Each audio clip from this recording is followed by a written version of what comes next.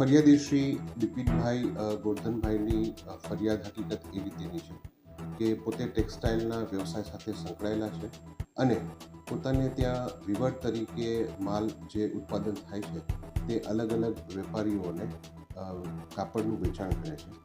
એ અનુસંધાને તેઓએ પોતે તમામ અલગ અલગ વેપારીઓને 1,45,00,000નું કાપડનું વેચાણ કરેલ. જે કાપડના વેચાણ પેટે તેઓને જે પૈસા લેવાના હતા એ પૈસા વેપારીઓએ તેઓને આપેલ નહીં અને તેમની સાથે વિશ્વાસઘાત કરી અને પોતે પોતાનો વ્યવસાય બંધ કરીને જતા રહેલ. જે અનુસંધાને ડીસીબી પોલીસ સ્ટેશનમાં ગુનો દાખલ કરવામાં આવેલ અને આ ગુનાના કામે આરોપી રાકેશ ઉમાવતની ધરપકડ કરવામાં આવેલ છે.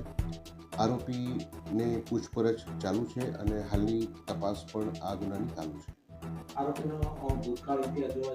આરોપી ભૂતકાળમાં સુરતમાં વિશ્વાસઘાતના ગુનામાં ડીસીબી પોલીસ સ્ટેશન અને સલાબતપુરા પોસ્ટેમાં ધરપકડ થઈ ચૂકી છે.